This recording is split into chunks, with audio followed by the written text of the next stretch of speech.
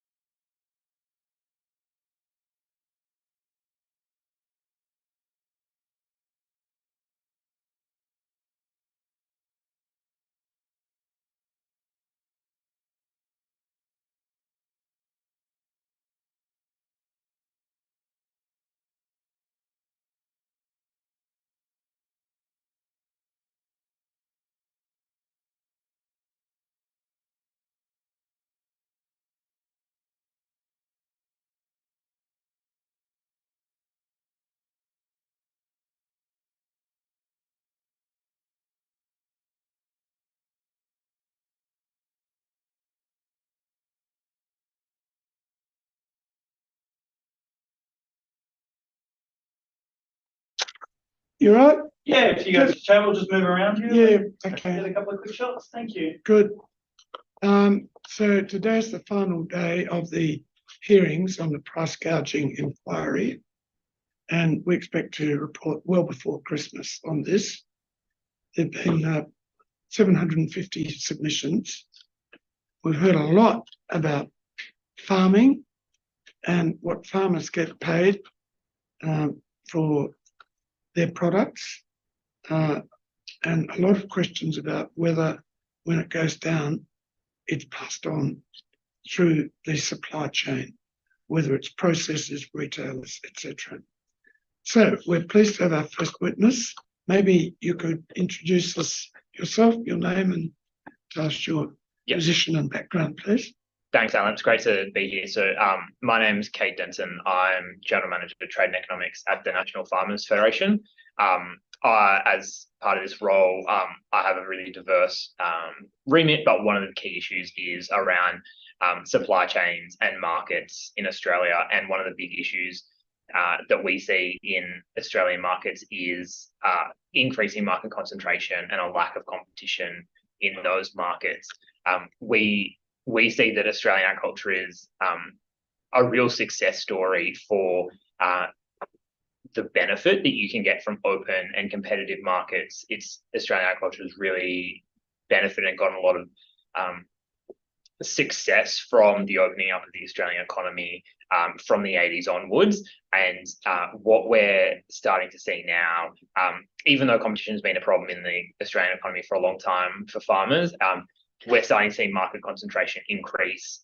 Competition is decreasing, and that is really starting to hurt farmers around the country, big and small. We really see that agriculture is an industry of a lot of small and medium-sized businesses sandwiched between concentrated import markets, concentrated output markets. And the big thing that really influences is the price that farmers pay for imports, receive for outputs, and that at the end of the day will squeeze the profit margin that they have. And while we do still see successful, profitable businesses, what we miss in this story around what the impact of prices, the impact of competition is what the lost benefit for agriculture, workers, consumers, the environment is around what those squeezed profit margins look like. Because when a farmer has less income, that means that they have less money to invest in their farm to increase productivity. They've got less money to employ people. When they are employing people, those jobs are more susceptible to disruption. We've got less investment in activities and practices that reduce the impact on the environment, slows the uptake of things that can reduce emissions on farm. And as a result of that, we all lose. And I find that totally persuasive. What's been happening lately to prices farmers get? I mean, with the drought, for example, in New South Wales. Yeah, so there's two things that we've seen in prices in recent years.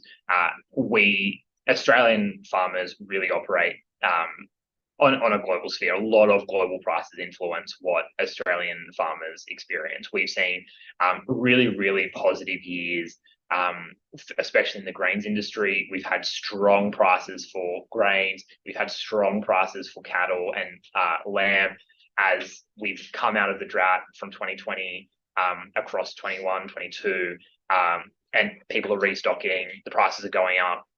But in recent years, especially the last 6 months, as conditions are drying out, we've had a lot of people destocking as part of a best practice management, and prices have really come down, especially in the livestock industry. Cattle prices are going down, they have been going down. Sheep prices have been going down, and that's really impacting farmers. We understand part of that is just the nature of the market. You've got more people selling, supply has increased, demand has come down, the price is going to come down as a result. But what is really concerning farmers in Australia is when the price that they receive at the farm gate goes down, farmers understand that's part of nature, that's part of the market, that's the world they operate in, but they don't see that reflected in prices at the supermarket and the prices that the retailer pays. And there's a lot of concern that the reduction in prices isn't being fairly felt along the supply chain, because farmers would hope that if there is a reduction in the price of lamb, that would lead to a reduction for consumers, and then consumers can pay more not pay more, they can buy more in response. So the consumption of lamb should go up, and then hopefully as the market works itself out, the price would return to fluctuation. Yeah. So now I've myself shared this view. So I come from a stance a bit like you. Now great, thank you very much. I'll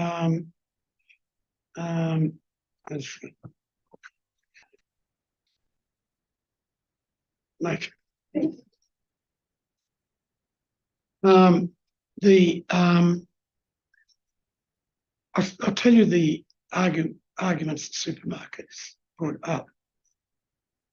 Actually, the first one, they may not say, you've got to look at the whole supply chain. It's not just the supermarkets, it's in the earlier stages. And that's also in general a fair bit of concentration there, isn't there? Yes. So there is, and I think that to give them credit, the supermarkets are right to an extent that the problem doesn't lie solely with them. We appreciate that there is concentration the whole way along the supply chain. There is strong concentration at that retail level, but there's also concentration in the processors, in the distributors. What we really want to see in this space is we do want to see a fair return to farmers for the product that they sell. But at the moment, we don't have the data or the clear ability to see how that value is distributed along the supply chain. It's very difficult for people to see, as their prices changes at the farm gate, how does that influence and how does that spread out along the supply chain? Because if we had clarity around how the multiple factors that affect price are influencing the price along the supply chain, there would be a lower amount of concern that farmers are getting ripped off. Because I understand that energy prices are changing, the price of labor is going up, the price of inputs are going up along the supply chain as well, and that's going to influence the price that's paid at the retail level. Yeah. That greater clarity will really help farmers understand how these things are influencing our price. And so my impression is in the processing industry, we don't look at it much, but it's fairly concentrated. I just noticed that JB has taken over quite a lot more of the meat over the last 10, 12 years. And the few bits I know of processing, they all seem quite concentrated. Do you have any other information on that, or just general? Yes, so it does differ based on the livestock you're really looking at. So red meat does have a concentrated processing sector. It is a lower level of concentration than other industries, and compared to poultry, which is one of the most concentrated markets in Australia. If you look at how that industry is sort of the structure of that industry, you have two companies, Ingham's and Bayarda, that control about 70% of. Yeah, that's worth noting. And then the next step of that, you have about 5 or 6 companies that control 90% of the market. Those high level numbers are really concerning in and of themselves. I think what is even more concerning is if you go down the layer below that, they actually operate with regional monopolies. So while Ingham's and Bayarda share 70% roughly of the total industry in regional areas where most chicken meat production occurs, they actually have a 100% market concentration. That's a very good point. So if you, for example, if you look at somewhere like Tamworth, they only have a Bayarda plant there, and if you're a chicken grower there, you're not able to change what processor you supply because there's no one around you, and you're relying on the processor to determine where they will engage with growers across the country. Luckily, in the red meat sector, there's a little bit more flexibility because you can control where you put your cattle, you control the truck that you put them on, and where you send them. So if there is a broader definition of what that market looks like in the country. Are there any others? I mean, chickens is a great example. and you've spelled out the regional monopsony point. There's someone at the door that who we can let in a few things. But anyway, maybe chickens is the great example. Mhm. And probably actually at retail there is more competition there, but if behind it it's monopoly and monopsony. Yeah. So I think chicken is a different case because of the way that the industry is structured and the way the supply chain works. The processor, chicken growers are more dependent on the processor than any other industry because the processor owns the bird the whole way through the supply chain. So they provide the day-old chicks, the grower raises them, and then the processor owns them the whole way, and then collects them, takes them off to be processed, and sells them on to the retailer that way. That is different to an industry like dairy or red meat, where the farmer owns the product through that, and then they have the choice about where they can sell it. I would say that if you are looking at what are the industries where there's significant concentration for agriculture, it really is anything that is perishable is at most risk of these. So chicken meat, red meat, horticulture, dairy, they're the big ones where you have that. And part of that is because you aren't able to store the product. As soon as it's picked, as soon as it's produced, you have the clock starts ticking before it goes bad. So you're really at the mercy of people who are purchasing it off you.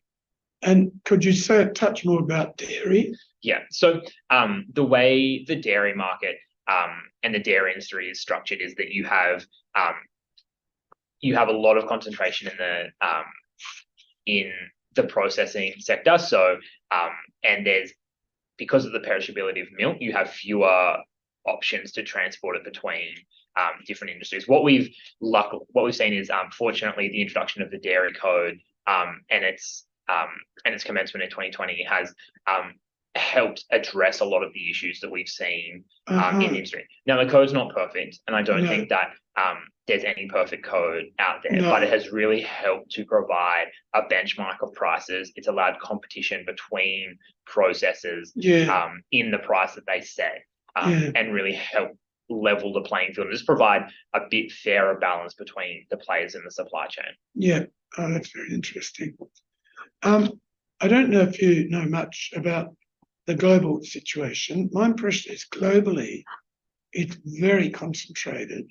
I know, there's JB, there's I've forgotten the names just for a minute, of the really big global food players. Do you have any impressions of that situation?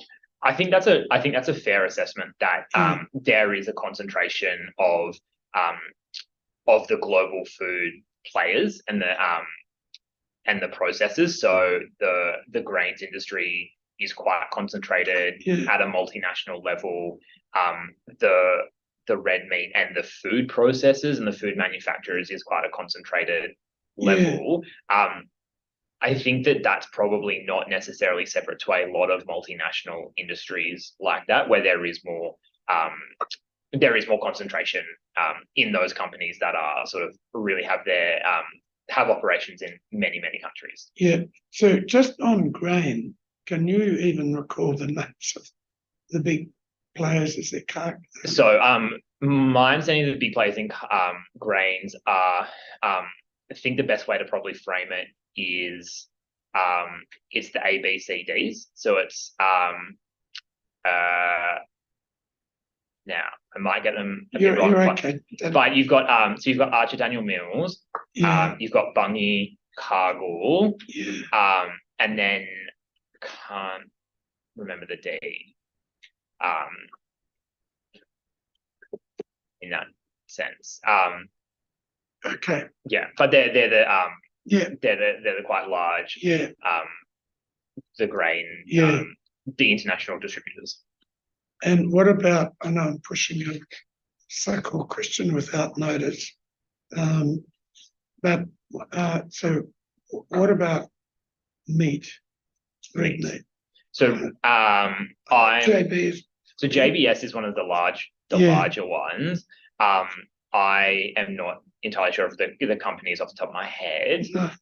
but there is more concentration in those. I think what is more of a positive in the red meat sector for Australian exporters is that there's a lot more diversity in the ability to, once something is processed, you can export it out of Australia, and you have a lot of you've got a lot of options in your international markets for where you can sell product. And I think that is that's actually an underlying policy option that's often overlooked when it comes to the competition space for agriculture. Is a lot of the time in agriculture we rightly focus on competition law and regulation and what the ACCC and what government can do to regulate competition.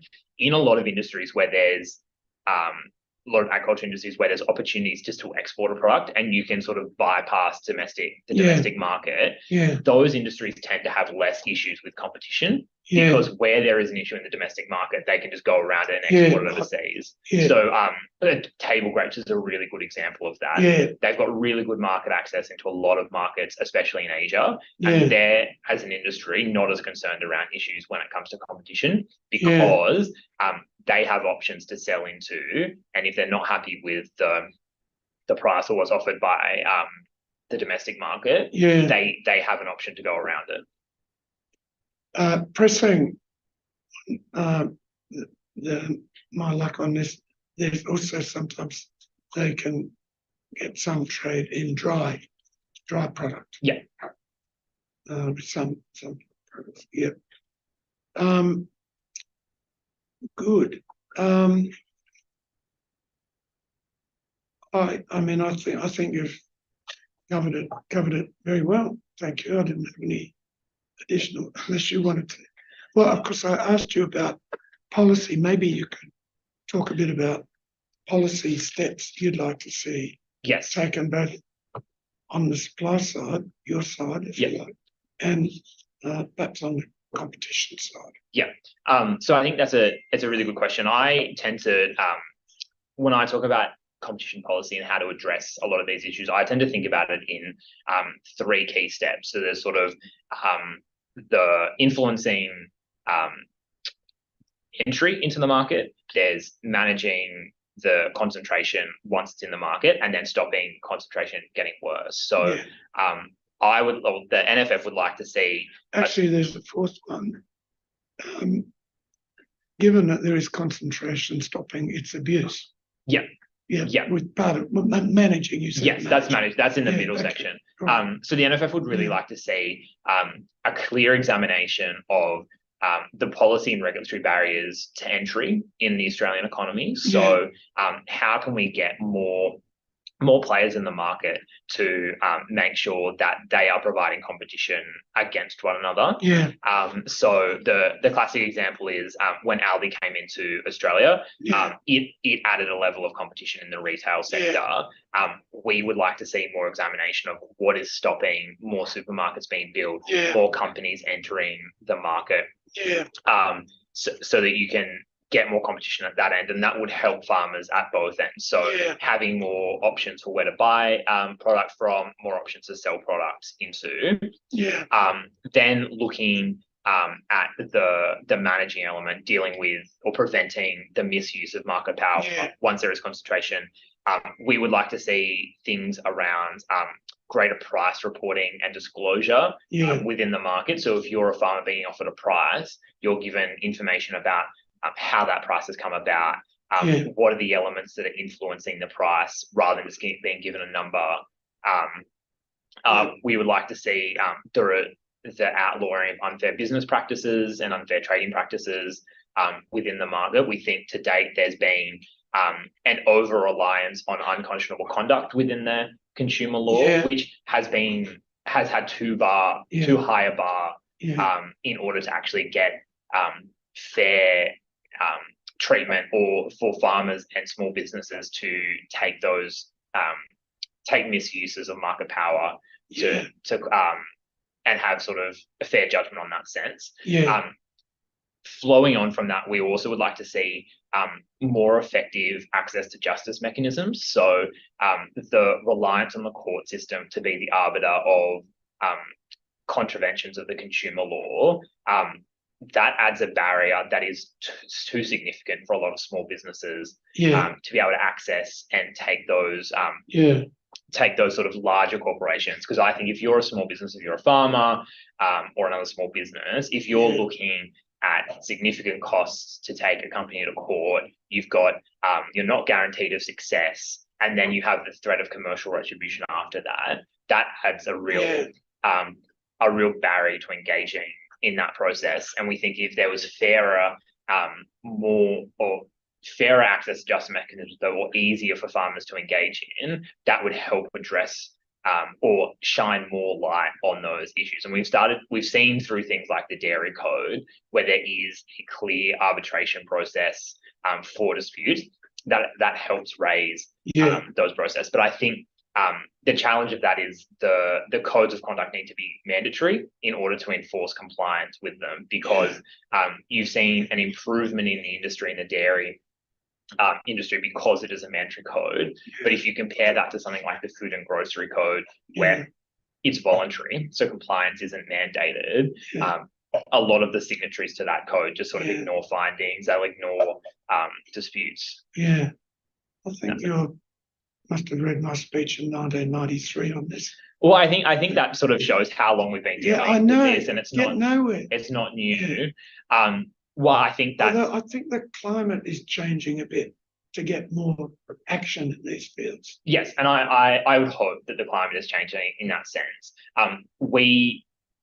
We have been very heartened by the positive comments that people like Andrew Lee, the Treasurer, have been making in this competition space. The big thing that we're pushing, and we're really pleased that this inquiry is happening alongside other things, is to turn that talk from Dr. Lee and the Treasurer into action to support people. Because I think the fact that we've been talking about these things since 1993 and longer show that we actually need to deal with these things. But also, and I think this comes to the third bit, is that we need to stop concentration getting worse in the economy. Now, I appreciate that people always say that there are benefits from increased concentration around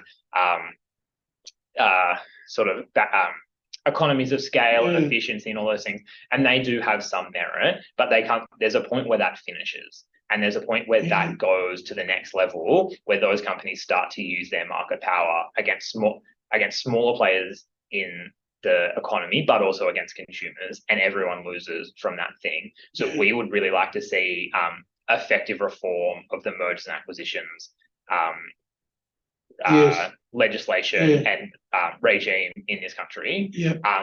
I think that in previous years, the ACCC has been very gallant in their attempts to stop mergers in acquisitions. Unfortunately, the law has been against them, and courts have been able to overturn that. So we would really like to see greater strength and authority within the ACCC to be able to stop those mergers and acquisitions, because I think we can put a lot of time and effort into supporting new entrants into the economy, getting greater dynamism, greater diversity in the economy, and then we're just going to merge it all out of existence, and we're back where we are now.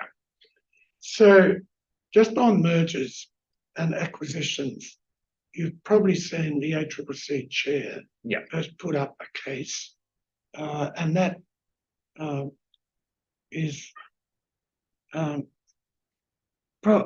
it's well worth supporting that, and it's kind of well argued and presented. It's quite important that the political capital you have isn't used up just on compulsory notification. It's a good idea. I'm a bit worried that that'll be the response by the government, rather than on the reverse the onus of proof stuff and so on. But anyway, you know that. As you know, I'm sure that I'm going to recommend divestiture power, and particularly because it will have an effect on business behaviour rather than it'll be done a lot. On the one comment I was going to make on what you're talking about, it's sort of interesting that you've just done sort of a basic analysis of what needs to be done. Most of that is missing from the competition law playbook. So it just merges cartels, use of market power, a bit on unconscionable, which is pretty weak. They're getting a bit in on unfair contracts, some unenforceable codes. But, some of the really big variables don't fit into that equation. Like you talked about entry. That's not in their playbook. And we need a wider competition policy to have a look at entry restrictions and quite a few other points you've made. And also pricing, about more transparency. That's not in the playbook at all. So it's quite important to think more widely. So you've actually thought more widely about it, and the question is getting it translated into policy. Yeah, I think one of the challenges that we recognise in this space is the way that the consumer law is structured at the moment, and you can see it in the title, is it is very focused on the consumer and the impact on the consumer, which is very valid and has its place, but it often overlooks the impact of decreased competition on businesses and small businesses within the supply chain. And a lot of these things that we talk around prices and value and margins and transparency in that supply chain are really focused on the business and how do we get those things. I would like to see greater focus or a more equal focus between the consumer and small business within the consumer law. The government's unfair trading practices regulatory impact statement, it is very focused on the consumer. We are hoping that we can bring that to more balance between the consumer and small businesses to get that fairness. Because I think part of the challenge that we deal with here is when you look at issues through a competition lens, it's very easy to fall down the pathway of judging competition by the price the end consumer pays. And while that is a very, very good sort of intention, it can often mean that small businesses along the supply chain are the ones who pay the price for that. We would like to see there to be a greater focus on good outcomes and benefit for the consumer and small businesses and suppliers along the supply chain. And doing that by reducing the significant margins that occur or are provided to larger corporations and businesses with concentration in the supply chain, rather than pitting small businesses and consumers against one another and having to pick who loses in that fight. Well, they're great points, thank you. Are there anything else? I think the big thing that we would really want to focus on throughout all of these competition discussions is, like you said, is that we need to make sure that we are translating this conversation into action. There is significant pressure on a whole range of players in the economy at the moment, with a cost of living crisis, with increasing costs across the board, that is starting to really demonstrate the impact that increased market concentration is having on a broad range of stakeholders. And we think that is an opportunity to turn that into action.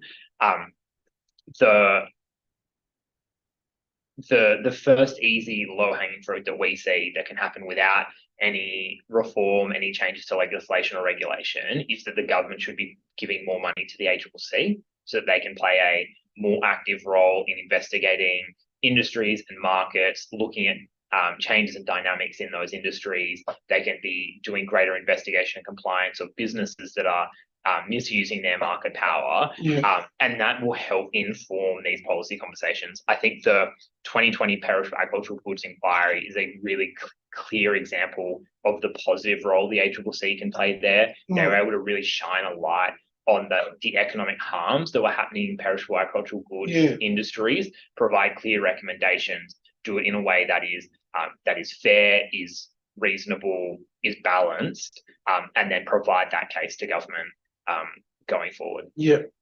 So I was going to ask you one thing, if you can, bearing in mind our army of writers. Mm. They're all here today. He is. I'm used to having the ACCC, 20 people doing it, but it would be useful if you could either formally or informally contact Joseph and Yep. just put some of that in writing. Yes. I mean, the merger stuff, we don't need that. We know what that's ACCC, but the other policy points you made, in particular, they're really useful. Yeah. And just listening to it, see, we would feed them in. I'm above all interested in your policy comments all the way through. Yeah. You're welcome to informally or formally pass on those comments about the chicken industry on whatever basis you want, whether it's some private thing to us or it's NFF, doesn't Yep. matter a great deal. But anyway, I found what you said really interesting. Thank you. Yes, thank you. It's been a great opportunity. We'll definitely provide a submission to the review and the inquiry, outlining some of these issues, some of the other things that we've been dealing with. Yeah. And I will continue to encourage NFF members to contact the inquiry to talk about their issues within their specific industries. Yeah. Oh, one little comment I've meant to make along the way. Generally, most often, monopoly power product markets is matched by monopsony power. Generally, not always, but generally it is. And most of the cases you quoted, they are. Okay, well, thank you very, very much. Thank you. It's been great. Good.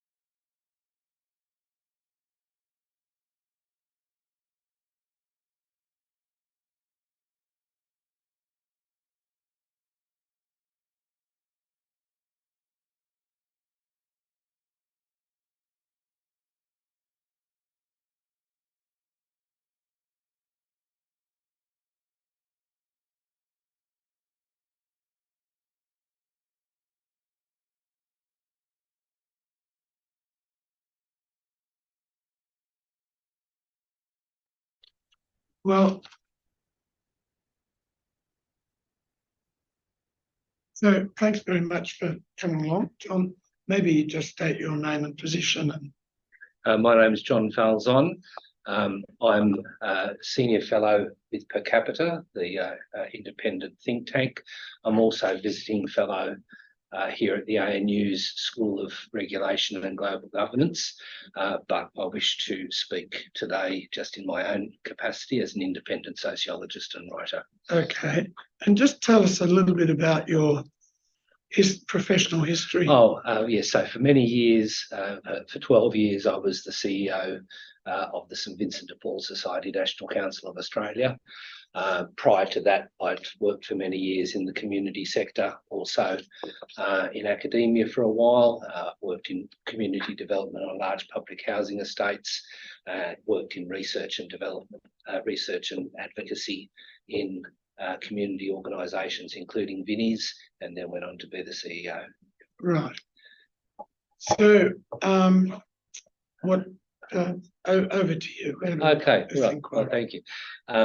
Thank you, first of all, for the opportunity to come and share some thoughts and experiences with you today. I'd like to acknowledge that we're meeting on Ngunnawal country and reflecting on social injustice on land that always was and always will be Aboriginal land.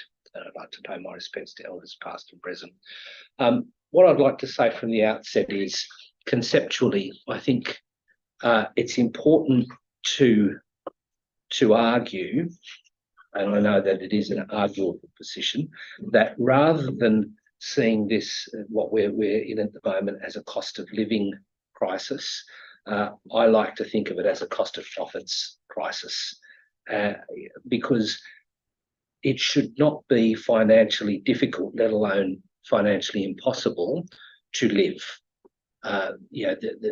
This should not be the cost of being able to have a sustainable existence as a household, including a low-income household, whether there are adults in that household who are in paid work or not. Price gouging, which of course the German economist Isabella Weber calls seller's inflation, along with you can't talk about anything in isolation, in my view, along with the systematic suppression of wages and social security payments, has contributed to a situation where ordinary people are caught and crushed between the jaws of inadequate incomes and indecent prices for some essential goods and services. So it's more accurate to call it a cost of profits crisis, I would argue, because some corporations, sometimes at the same time, are free to both keep wages lower than they should be and prices higher than they need to be in order to cover their costs and to make a reasonable profit. So you're emphasising the interaction. Yes, indeed. So what I want to share with the inquiry today, rather than any kind of detailed economic analysis, and I note that Per Capita has put in a written submission that has some very detailed analysis, as well as some very rigorously thought out recommendations.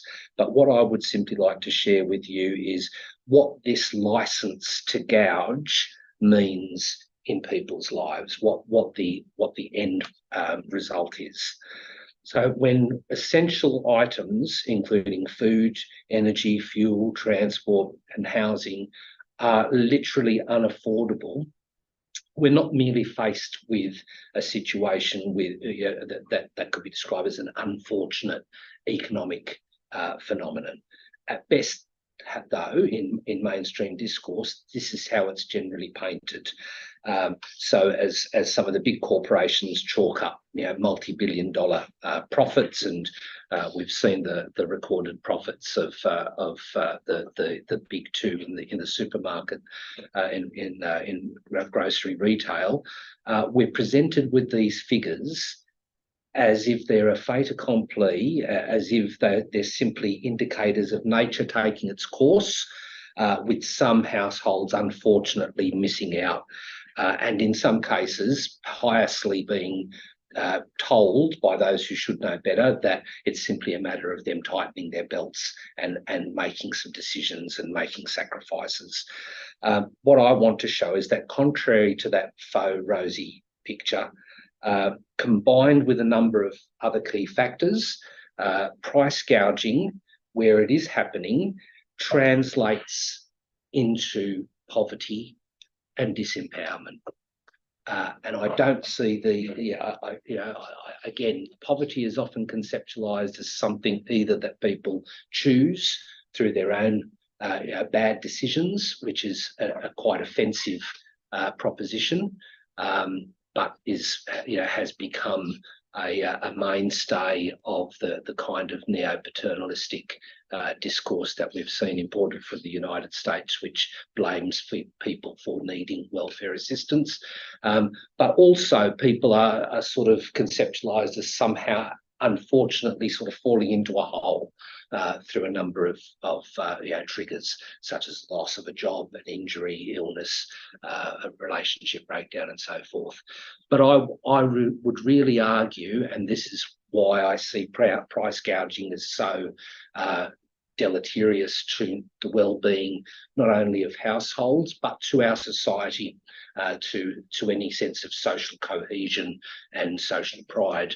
The fact of the matter is that poverty is structurally caused, and it takes the form of disempowering people, and it is very much a violation of people's sense of worth, as well as their ability to function in families, let alone in the community. Let me cite, for example, the excellent research of Professor Sharon Bessell, Director of the Children's Policy Centre here at the ANU. Professor Bessell's work focuses on the 1 in 6 children who are currently forced to live in poverty in prosperous Australia. She has, for example, reported cases of children, we're talking about young children, teaching themselves not to say anything to their parents when they're hungry, because they know from experience that if they do, their mum will go without dinner so that they can have a little more. So children are learning to deliberately self-censor because they don't want their parents to give up what little food they have on their plate. Professor Fells, I'd just put it to you that, it's deeply offensive to simply refer to that as doing it tough. That's mental anguish, and it's avoidable. And, this is a form of violence. I'm not suggesting that anyone in particular is going out and deciding that this is what they want as the end result, but this is the end result of price gouging, as I emphasise, alongside a number of other factors. And I would include in that the fact that our social infrastructure has suffered enormously during the long neoliberal period, as well as, of course, the atomisation of working people, the casualisation and precarisation of the labour market, and the ability of some employers to really take advantage of that to keep wages far lower than they should be.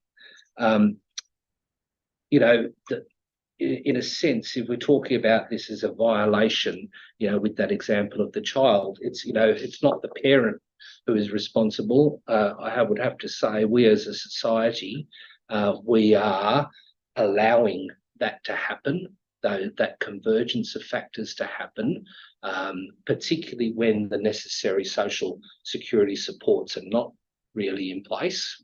Clearly we have an inadequate system. I would argue, however, that it's not enough simply to raise the income support levels if we're not addressing the very causes of people being materially deprived and feeling disempowered. I'll just share with you one other example that's a personal one. A woman I encountered living on the streets, who she was becoming actually quite abusive to people going past because they were ignoring her, and the more she became abusive, the wider the berth people gave her. And I went over and spoke with her, and she said, "Look, I've been." It was about 8:30 in the morning, and I said to her, I just asked her, how she's going and what's going on in her life, and she said to me, "I've been sitting here since 5 o'clock this morning. I don't want enough money for housing. I know I'm not going to get that. I'd just like enough money to be able to buy a cup of coffee and a muffin, but everyone's ignoring me." But then she said something that struck me and has stayed with me. She said, "I didn't choose this life, And at heart, to me, conceptually and in a very human sense, that's what this problem is about. It's about choice. In a society that our economic system prides itself on the array of consumer choices that are available for those who have the buying power. But this person, like so many others, is denied even the fundamental choices regarding having a place to live, a place that she can call home. And of course, she is taught that she must have chosen this path if she has so-called fallen through the cracks. I don't believe she has fallen through the cracks. I believe that our current, the fact that inequality is so buttressed by factors such as price gouging, that it is plain that people are going to end up increasingly in that situation. At the moment, personal income is what determines the ability to choose. It's money that gives you choices, and choices are power. And so you can imagine the enormous feeling of disempowerment that people experience. Those who gouge because they can, because they have that choice.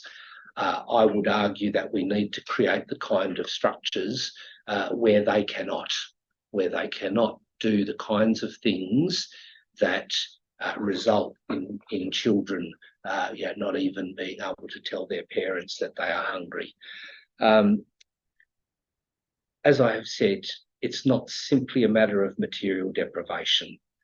When you can't afford, and I've spoken with families in this situation, both in paid work and not in paid work, but when you can't afford the things you need for yourself and for those you love, particularly for those you love, it's not just an economic reality. It's personally disempowering, it's degrading, and it's humiliating. We don't want the kind of society that structurally gives cause for that experience on a massive level. And I would have to say that the way markets have operated so freely as to be able to engage in these unfair pricing practices suggests to me that governments must do what markets cannot. It's government's role to address the causes of the poverty and inequality that has been exacerbated. So thank you. I found that very powerful. In fact, I wouldn't really argue back. I mean, in a place like Australia, there shouldn't be people struggling to have food and energy. We've got the resources and so on. I seem to remember hearing this thought in the 50s from Colin Clark. I don't know if you ever came across Colin Clark. He was a famous Australian, Oxford Catholic professor with 10 children, by the way. And he was always saying the world food problem is not the lack of food, it's the distribution. It's a bit of an analogy here. Anyway, the tough question. So what would you do about it? Look, as I see it, there are three general approaches, and I was listening to the witness earlier from the Farmers Federation, and I found his testimony quite compelling regarding the operations of ACCC, for instance. But broadly speaking, there's the top-down approach where government through the authorities that exist or yet to be created authorities actually step in, monitor and or actively play a role in controlling the prices of certain essential goods and services. The second approach, I guess, is from above, from below, I suppose, consumer activism, consumer-based action, whereby in an organised fashion, consumers make known their dissatisfaction with certain retailers of goods and services. I think both of those can be productive in the end. I'm still not convinced, however, that the root of the problem is being addressed. The third approach is sort of horizontal. It comes from the side, and that's where government plays a role in intervening in those markets as a player in those markets, which in a sense is to some degree reversing some of the actions taken during that neoliberal period, where we saw government withdrawing from the provision of certain goods and services, or denuding, I suppose, the standard or the extent of those goods and services. But I think it's entirely conceivable for a mixture of government and or cooperatives or other community organisations to play a role in coming into the market with the distribution of some goods and services. A good example to me is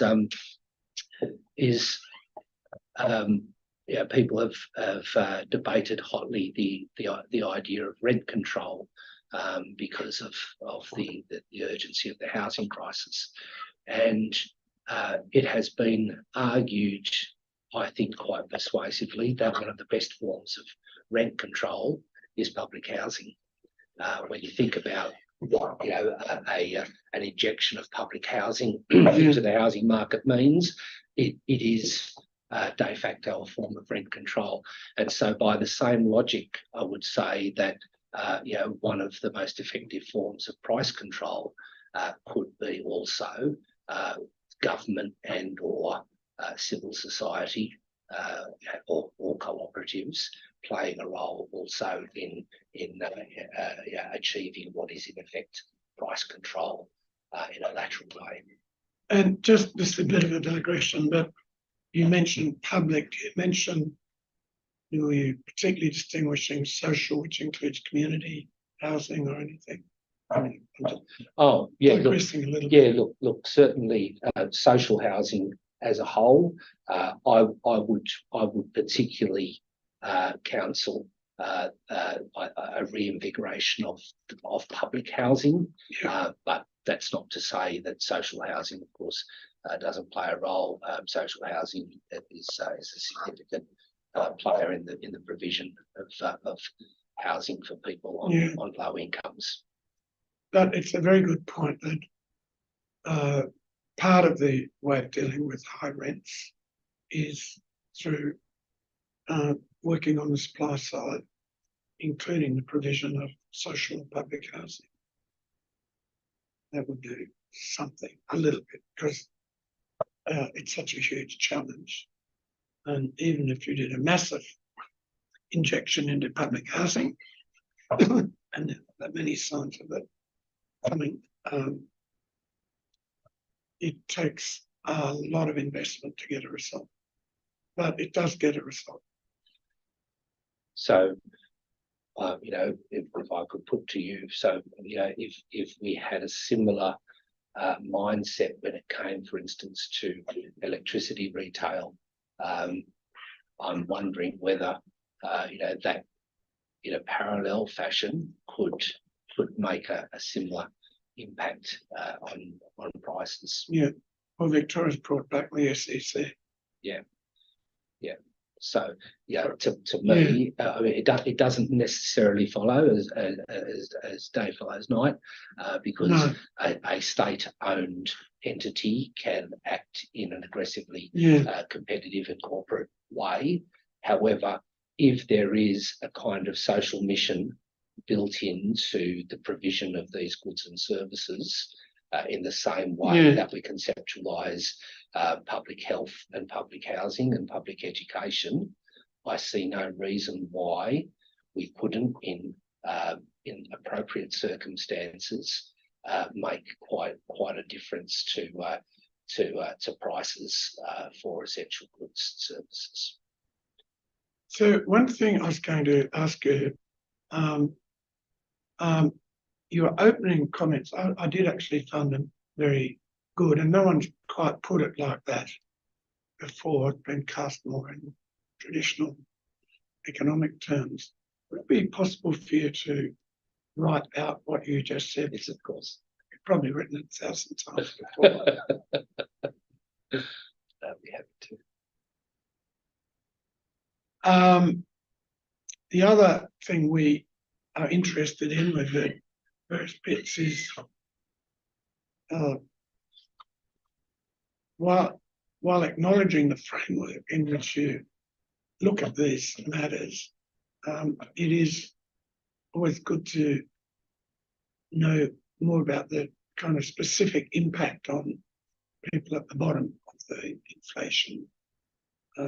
Sure, look at it in your framework, but like I think we heard the other day from someone who dug into electricity, how a lack of energy affects people at the bottom. They haven't got any money to pay for it. Others better off, got savings and lots of ways they can cope with price rises. Now, this person was telling us just worked on electricity or energy, and so you cut back on this and that. And maybe you leave your house if it's cold and spend the day hanging around a shopping centre where there's warmth, and you go back, and other sorts of behaviours when you're really forced to pay the prices and there's no recourse to savings or that sort of thing. We're interested in that. Yeah, and that's, I'm glad you've used an example like that, because it's very difficult to quantify just what the knock-on effects are when when an individual or members of a household cannot afford a simple essential good or service, and it might be electricity, it might be the cost of meeting up with someone and having a cup of coffee. This can be enormously deleterious to their well-being. We're talking about one of the greatest dangers to people's health is isolation, of course, and loneliness. Very difficult to quantify, but if you don't have the wherewithal, if you don't have, if your clothes are in bad condition, if you can't afford a haircut, one of the biggest things, of course, people can't afford dental treatment, and I spoke to a woman once who told me that one of her greatest joys in life was to be able to go down to the supermarket and have a quick chat with the checkout operator on the way out, and this was a form of human connection. She said, now I can't because I'm so embarrassed because I have no teeth, and I, now, all of these factors contribute to barriers to participation in society, and people's individual sense of well-being and value as human beings. It's very difficult to put a price on that. But when you look at it that way, as a society and as an economy, we all pay a price for the short-term gains that corporations have made out of price gouging. We pay a social price. We lose those people. We lose those children. I've always said, one of the most important educational resources is breakfast. And when a child does not have breakfast, it's going to affect the rest of their day, their ability to learn. If they don't, if they're not able to afford to go on a school excursion, if they're going to feel isolated because of the shoes that they're forced to wear, that's going to impact on their education experience and therefore on their future and therefore on what they can contribute economically and socially. I think it's a very powerful point. Well, thank you very, very much. That was well worthwhile from my point of view.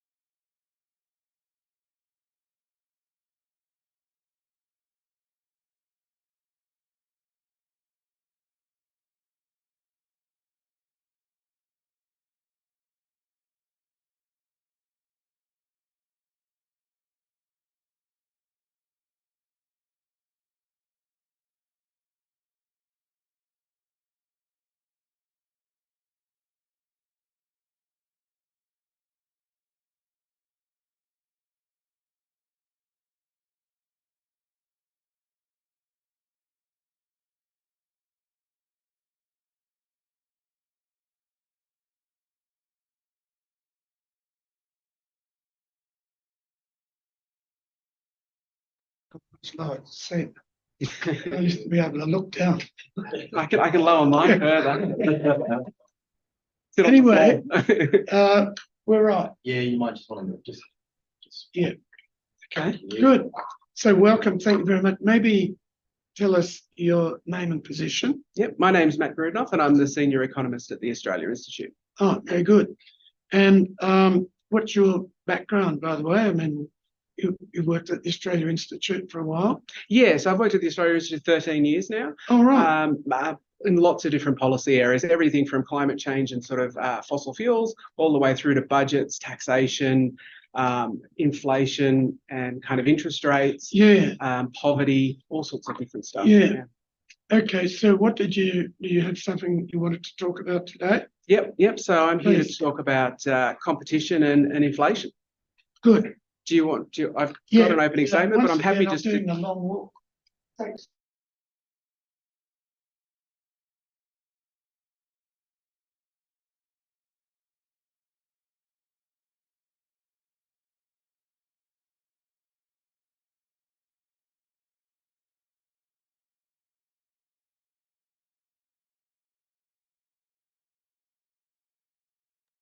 Inflation, yes, please.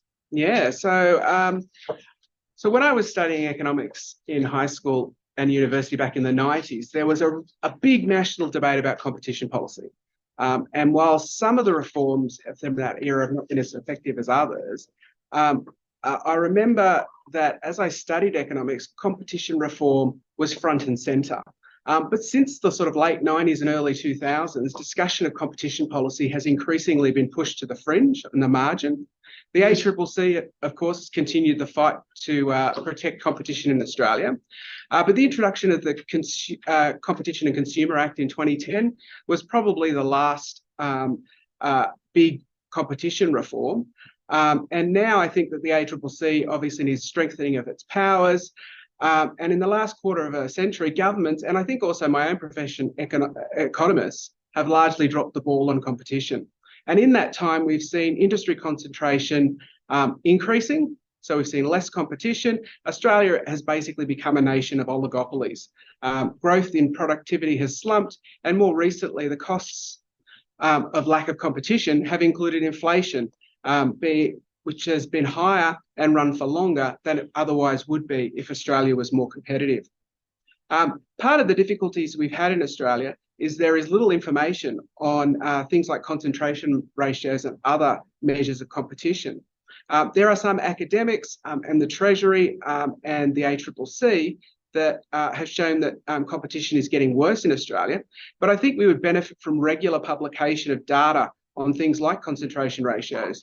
The Australian Bureau of Statistics, which I started my career in, could, for example, publish quarterly or annual concentration ratios for industries. I know from working there that they do collect this sort of information. So I don't think it would require more data collection. It would simply be a case of publishing the data that they actually have. This would give us regular drumbeat of information and would help show what was happening with competition, whether it was getting better or worse. But a lack of competition has made the current. Can I just interrupt your flow there for a minute? Yeah. So on that point, maybe a couple of points. One is that in the many years ago, certainly in the 60s, 70s, as competition law came in, they did publish concentration ratios. Yeah. Having said that, there were some notable weaknesses in the way they did it. Mm-hmm. They used production data, which doesn't quite match markets, and they also didn't handle import competition. Yep. It wasn't in the production data, but that was more a faulty methodology. So that more generally, having qualified it a bit, there is a precedent for that having been done.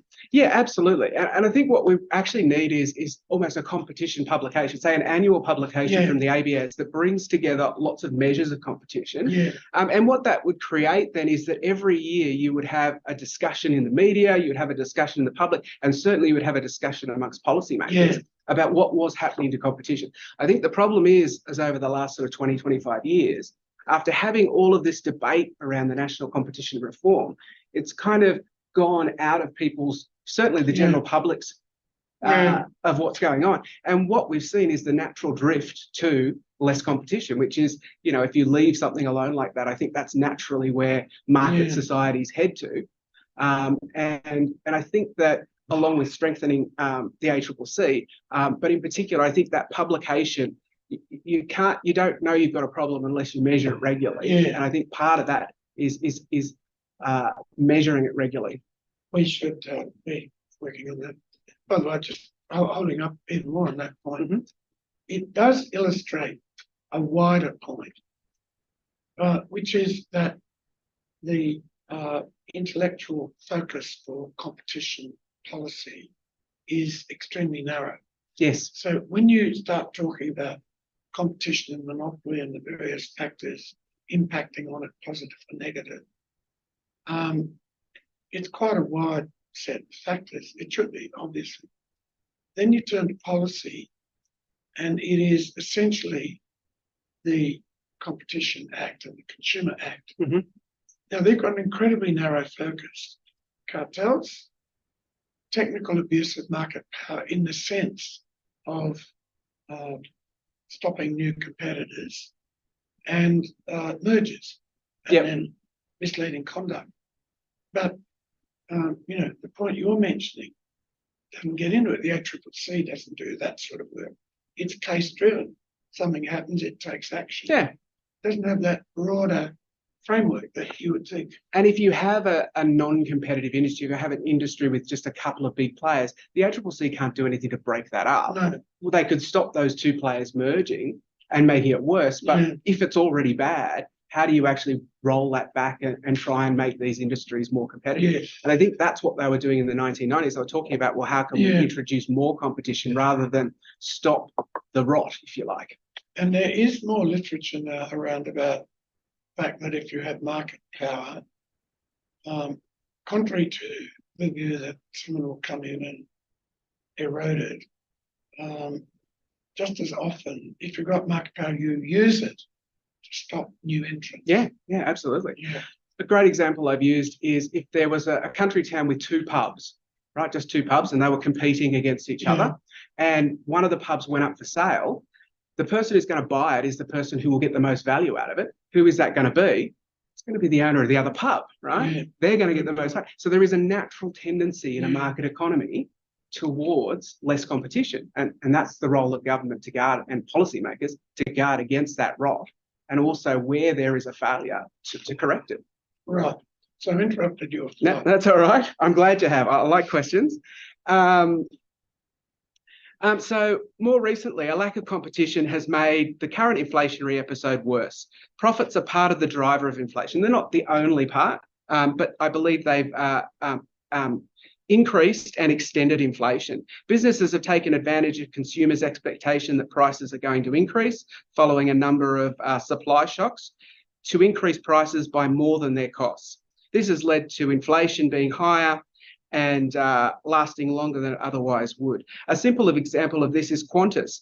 Inflation peaked in December quarter last year in 2022 at 7.8%. In that quarter, 25% of the inflation of that 7.8% came from holiday travel and accommodation, and a significant part of that was Qantas's aggressively increasing airfares.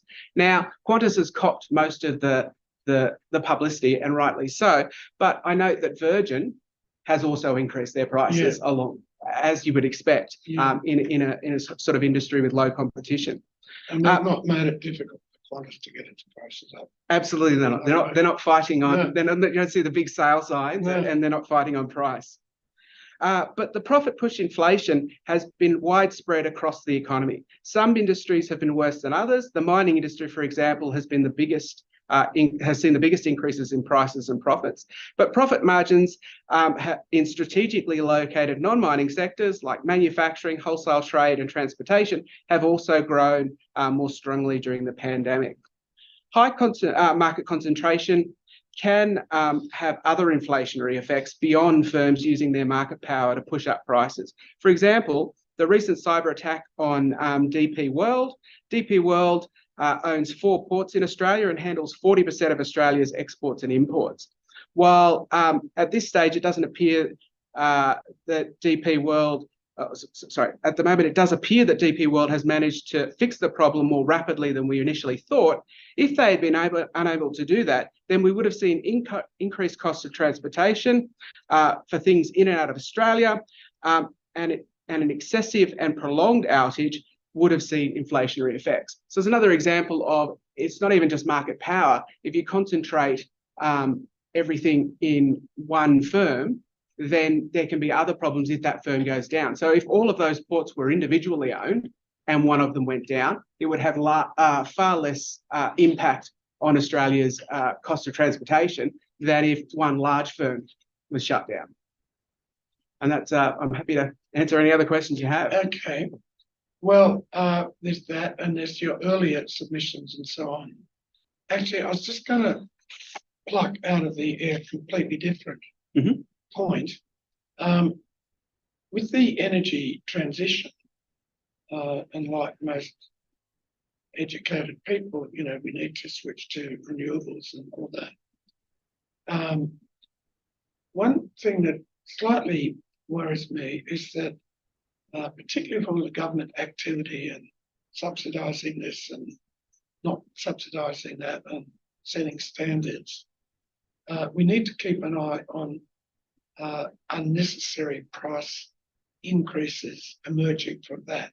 Yep. It's the changing structure of the economy, so we can look at the trends you have mentioned, fine, but we want to be forward-looking. Yep. So we're going down the path of the big energy transition. We've also got all the digital and AI stuff. We've got the rise of the care economy and so on. Now, they're all mentioned, as you know, the beloved PC has mentioned them, for example. Yeah. But not much discussion about the competition and price issues that will arise along the way. You could put it as some new opportunities for anti-competitive things, arrangements and high prices to be built in to these absolutely. policies. So that, in my mind, should be just part of the future agenda. And I think there is actually potential there, if we manage it right, to actually introduce more competition, particularly at the generation level. Because no longer do you need enormous single coal-fired power stations. So the unit of power production, if you like, is getting smaller. Now, if the unit of power production is smaller, then those little bits can be owned by lots of other different companies. Even at the battery kind of level, you could have batteries in different places and have those effectively competing against each other, rather than having one enormous coal-fired power station. You can have lots of smaller generators and storage. Look, that's a good point. In fact, I wouldn't mind you dropping us a note or something. I'll tell you why. We did hear the other day from a witness about electricity, and basically she pointed out that there is a lot of evidence around about price gouging going from there by the generators. Yep. And there are different ways you can look at it. But just starting at the price gouging end, if you read the extremely carefully written regulatory reports, because they're part of the status quo system, they say in very discreet language, there's been overcharging. It's in these trend energy regulator reports. If they're part of the show, they're not going to condemn it, but they basically say there's been excessive pricing. And then they say something which is probably true. They can't nail it on one of the firms. There are 2 or 3 main suppliers. But so let's say there's been no collusion of the illegal kind, but they're close to one another. They understand what's going on. And there's this individual gouging going on. So this is an inquiry about gouging. We look at gouging typically you want to look at what's behind it. And typically the solution is not to have a price regulation, but to do something about the causes. So this takes you back to whether the bidding system, I don't know if you ever followed that Yes. saga Yep. of the bidding system. Is it any good? Should we be rethinking that system? Yeah, there's certainly a lot of gaming that goes on Yeah, in that yeah. system. I think in America and some other countries, they have a different way of doing called capacity. What we do in oversimple terms, because I don't fully get my last followed it many years ago, we decided to do all pricing, spot pricing. Mhm.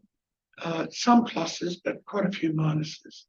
Another approach is capacity. So the regulator figures out the capacity needed for several years and then sets an arrangement which keeps prices more stable. Yep. So should we go back and rethink that? We'll go back further.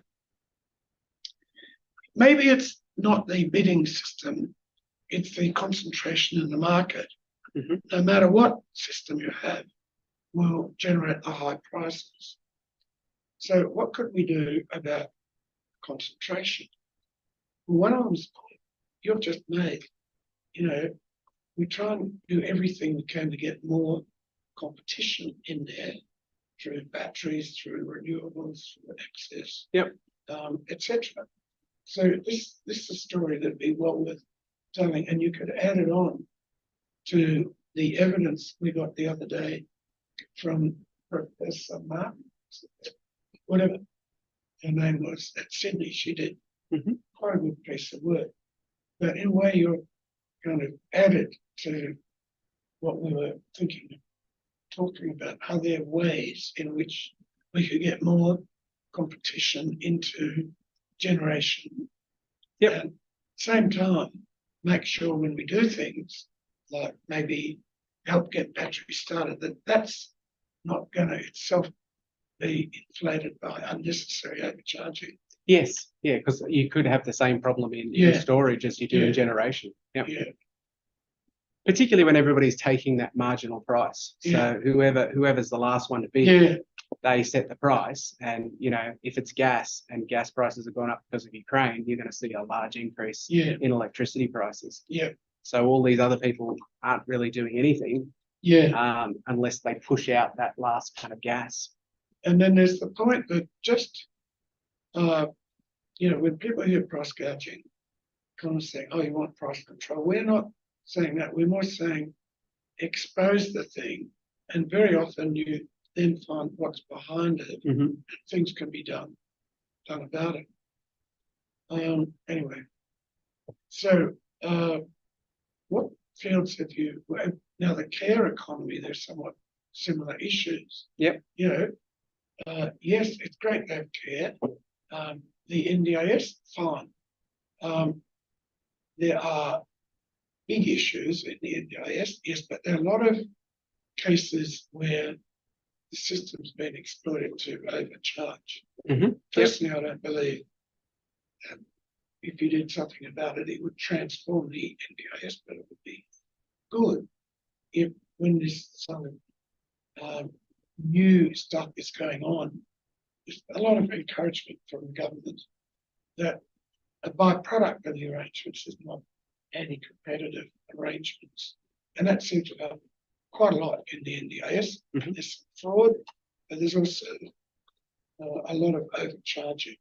Yeah, I think that NDIS, and also you could add in employment services, you could add in childcare. Yeah, You have an issue where you have a monopsony, as in the government is the buyer of the services, yeah, but the government isn't the user of the service. And I think that's where you can have suppliers whose job really is just to work out how to maximize, if that's what they're Yeah. not interested in the care side, they're just Yeah. interested in maximizing profit. You'll have firms come in and just work out how to game the system Yeah. to maximize that profit. And then the government's basically chasing its tail, trying to Yeah. close those loopholes. yeah, And that's a weirdly economists talk a lot about markets, but they don't talk a lot about how to set up markets. No, There's not a lot of literature on how markets are set up design, yeah, and designed. And I think that this kind of market where the government is basically buying from a bunch of providers and then supplying has a whole load of weaknesses. I mean, if you sell me something and it's crap, I can go to you and complain, yeah, right? But if you know, the government's paying you and you're Yeah. giving me a service, then I'm Yeah. effectively getting the service for free, and I don't really know how the payments are working necessarily. I don't know what it's worth. I think there are a lot of information asymmetries and a lot of information problems within that Yeah. market yeah, that I think more research or more understanding of needs to be. And it almost needs a system where, the CES used to supply all of the employment services. We know that employment services have performed particularly poorly. yeah, One way to overcome that problem is to have the government supply it as well as Yeah. pay for it. yeah. So that's a good point. We should just pick up on that because it should be a little bit forward looking. And the three forward looking things are energy transition, care economy, digital AI. How do I know that? Because I read the product. Well, it's good to see somebody's reading the Productivity Commission I report. read the exact sum. But those new areas, we should have something better than just the competition laws. It's narrow focus. Yeah. And again, it should be a bit different from Hilmer, which had some virtues, but it was also slightly heavily tilted to kind of anti-competitive regulatory laws. I mean, there's something in that, entry restrictions and statutes that get like, but it's a bit broader than that, like your point, market design, and some other things. At the same time, I mean, We don't also want in to miss- electricity, you've got market design. I mean, Yeah. out of the 90s, you had that electricity market set up, and the idea was this would make it really competitive. yeah, And what you have is a bunch of people hiring really smart people to work out, now, what is the best way to game this Yeah. market yeah, in order to maximize that profit. yeah. And of course, it's also true, you have to watch the idea of getting better design markets and competition into care markets because it can work negatively if the quality is the variable. Yeah, exactly They right. adjust. The cheapest way to provide aged care is to put Yeah. them all in dormitories. Yeah, It might not be what the aged care people want. that's right. And then the digital, I don't know if you guys have looked at digital. Not as much, no. No, there's some economic literature on it, and we should give it some mention. Now, we have already had a good submission from you all. I wouldn't mind if you could possibly drop us a note a bit more on your point about getting a bit more competition into the generation Yep. side. Okay, yeah, That'd be useful. no worries. And, they're forever talking about the need to rebuild the transmission market, because, it's set up transmission just for the big suppliers, and you've got to now get a better transmission market there. Yep. So that can take on board renewables, it can pick up supply from all different parts of Australia. Yeah, it has to be redesigned. It's Yeah. rather than a spoke and wheel Yeah. power station Yeah. here. And I think in that it's worth saying that we want it to be surrounded by competitive arrangements. Yep. And that's an area where future policy should be. That'd be interesting. Yep. I don't know if there are other things. I mean, like I said, it's fine. Thank you. No, I'm happy if that's all you want. That's all we want. Excellent. Thank you. Good. Thank you very much for Okay. inviting me along. Good. I'll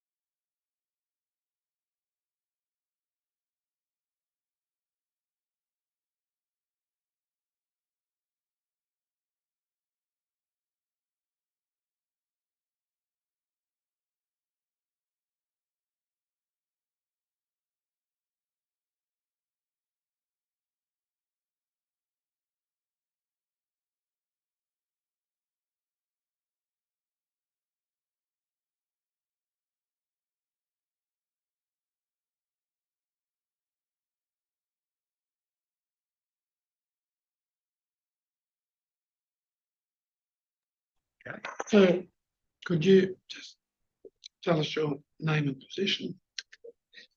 Dr. Peter Davidson, and I'm Principal Advisor at the Australian Council of Social Service.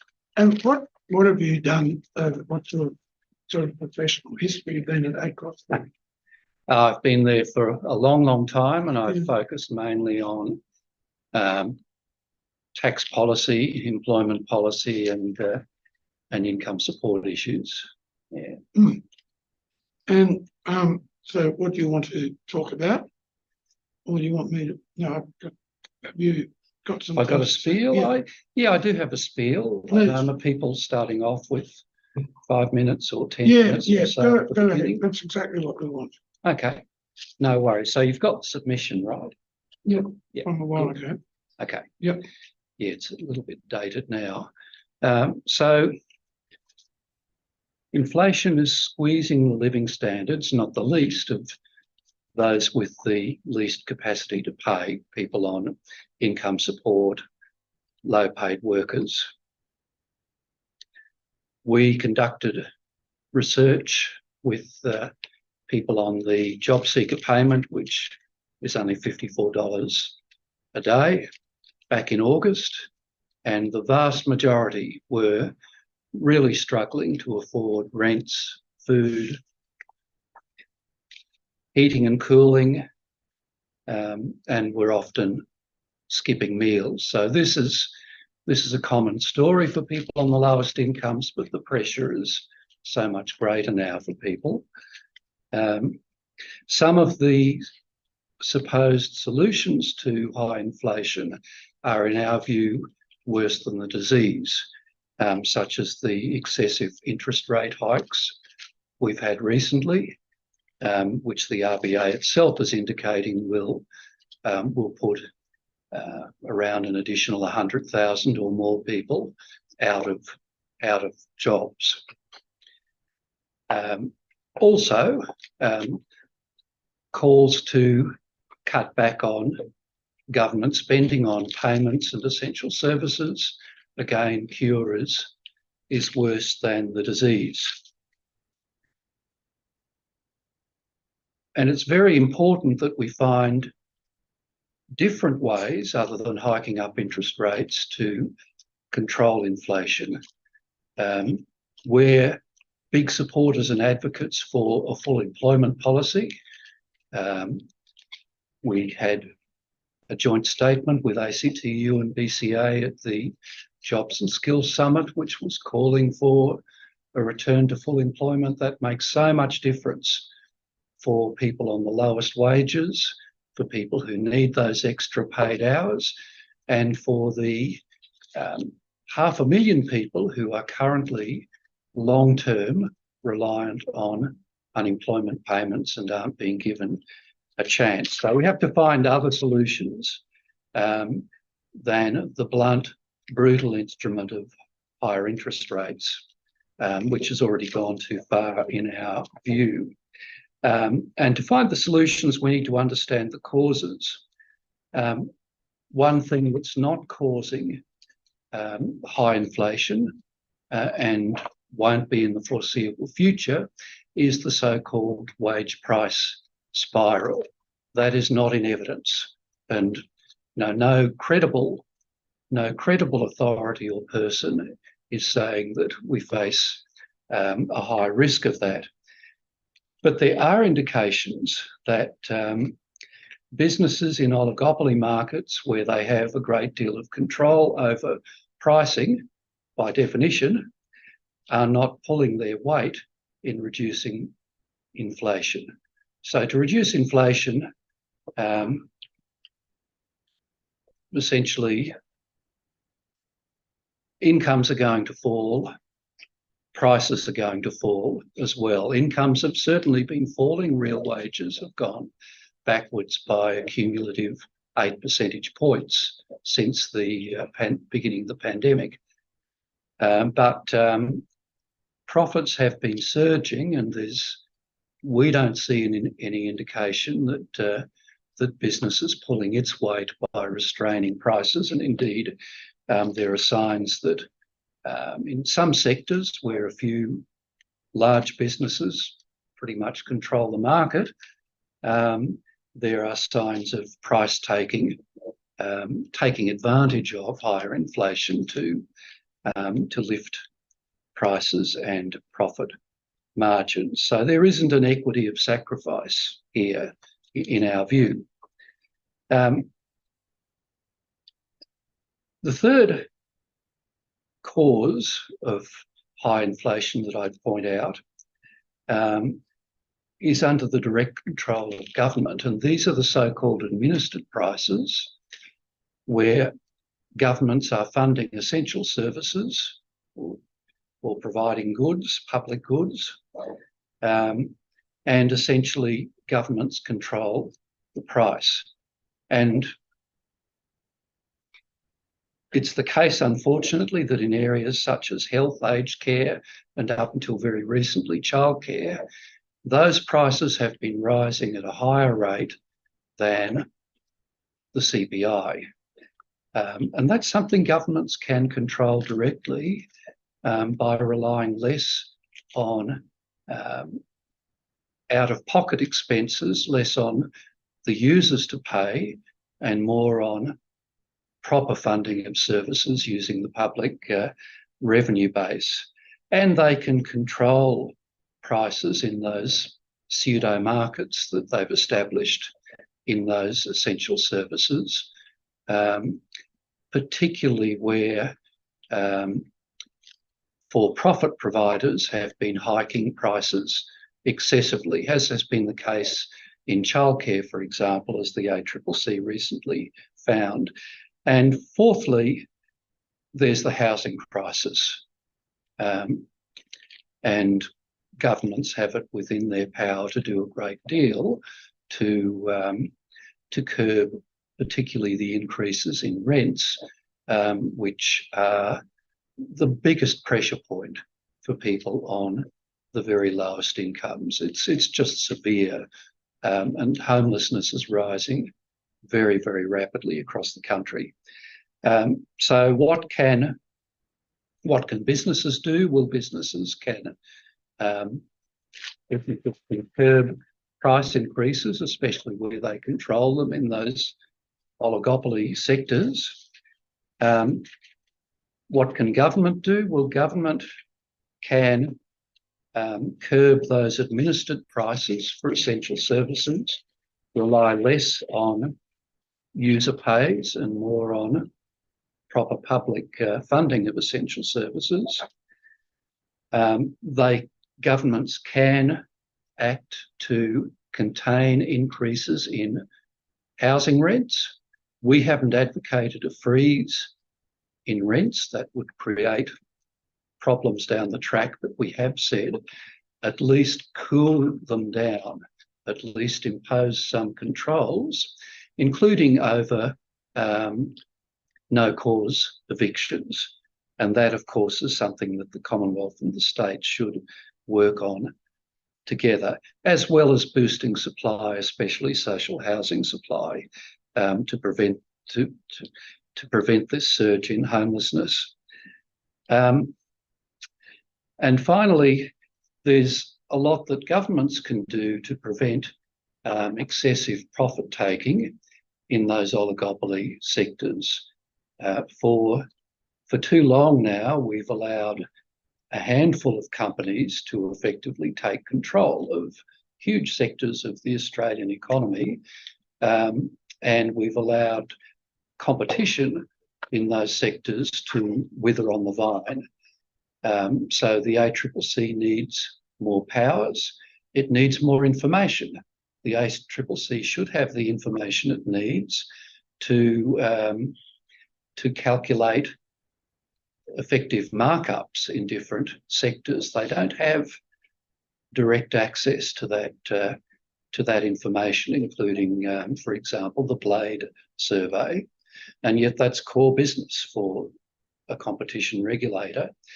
And they should have greater powers to curb, to strengthen competition by constraining mergers and acquisitions and anti-competitive behaviour. In essential services, essential human services, on the other hand, the problem is not a lack of competition. The problem is the notion that through the creation of pseudo markets that competition can actually work, and it doesn't. And I'll leave it at that, I think. Okay, well, thank you. That's interesting, and there's a few bits I'm quite interested in following through. Frankly, I won't go a lot into the market power and concentration bit, although that's, it's important. We see that, but some of the things you've mentioned are worth hearing more about and referring us to, or sending us materials that you have done on it. Actually, in a way, my starting point, just putting to one side the policy points you mentioned, is the impact on people at the bottom, as you mentioned, how it plays out, what it's like.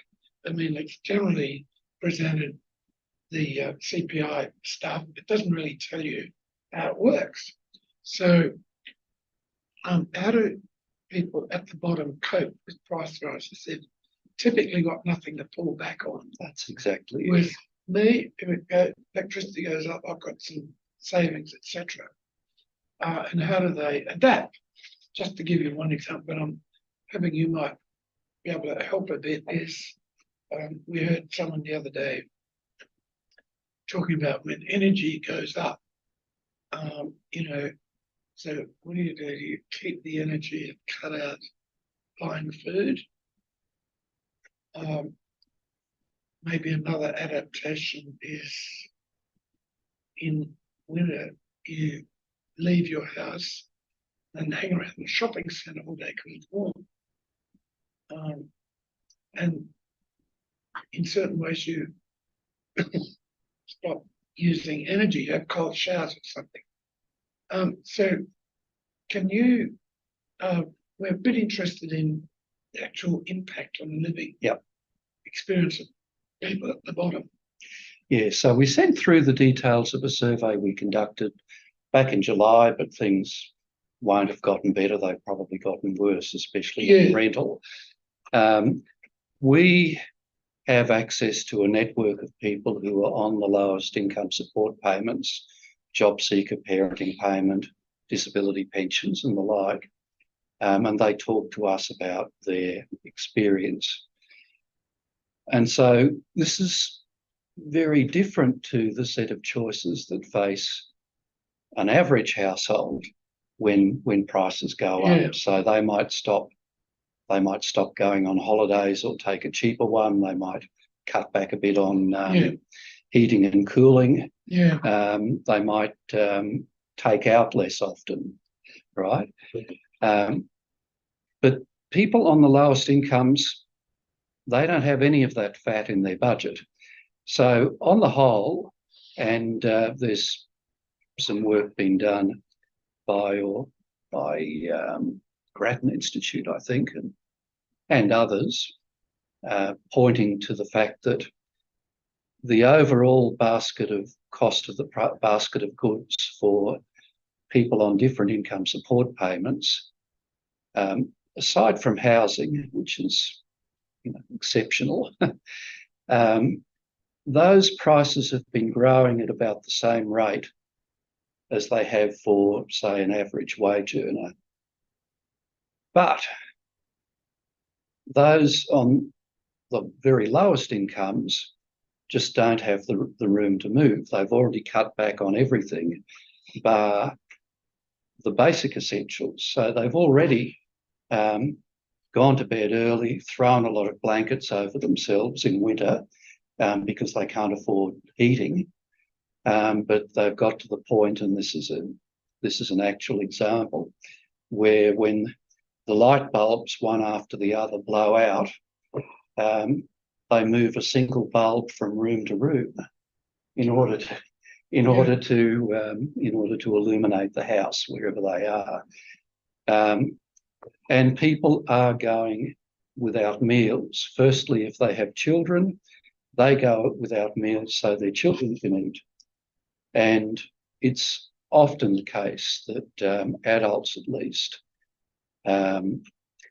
will go with a single meal a day, high in carbs, something cheap, something unhealthy, so that they can make it through the day on a single meal. And then they delay and defer all of the bills. And then they build up and they'll borrow from the payday lender when the interest rate hits them. Yeah, They can't do that any longer, and they start to borrow from family, from friends. And there are these circles of borrowing yeah, where X borrows from Y, Y borrows back from X. yeah, And in the end, it's not sustainable because both X and Y just don't have the income they need to meet, to cover the basics. And so it's a bit like a castle under siege. You know, you retreat from one set of walls to the next and then into the keep. And that's the final bastion. And the keep is essentially your housing. So everything else is sacrificed in order for individuals and their families to stay housed. And that's the part that's now under attack. And so we now have a growing number of individuals and families living in their cars, living in tents in camping areas, in public recreation areas. That is springing up all around Australia.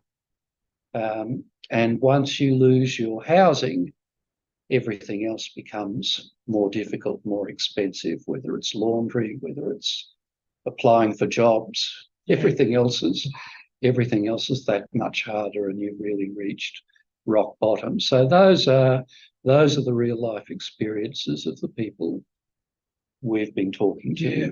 And I was here in Canberra for a conference a few months ago where a woman we know who has been living in her car in Victoria, travelling around because she can't stay in one place for very long. She gets moved on. And she came and spoke to us about that experience, and she's been doing that for about 6 months, and the vehicle is wearing out. And when the vehicle is no longer drivable, she's in real trouble. right. Now, one thing, I haven't read your submission yet. I did read it a couple of months ago. Yeah. Unfortunately, it's not failing memory. But we would like to put a bit in the report along those lines. Yep. We're a little bit covered on that electricity bit, but I wonder if you could even send us a page or two along the lines what you're talking about, what it's like down the bottom as a result of high prices, whether they reflect overcharging or not. But Sure. that, because that's not picked up in the slightly abstract statistical data and so No. on. No, it's because people have reached rock bottom a long time ago. Yeah. That's the story, and they've got no slack. I'm happy to do that, but I would emphasise it's partly about high prices, but above all, it's about low incomes. Yeah. These problems aren't new. No, They've just become a lot tougher for people in the last year or two for that reason. I would accept Yeah. that, and disadvantage needs a lot more than just giving them more income. There's housing and health, Absolutely. education, families. Yeah. Disadvantages. Housing is a complete disaster Yeah. right at the moment. Yeah. Just going on to another thing, you talked about the government administered prices. Yep. And health, aged care, childcare, etc. So we more or less know what's been said about childcare. Just holding on that for a minute, I think I haven't really looked at terribly closely the ACCC report. It says a lot of great things, but it doesn't reach a definite conclusion about overcharging. Would that be right? I don't believe it does, but it points in that direction. And one of the clear findings is that charges are much greater on average in the for-profit centres and services.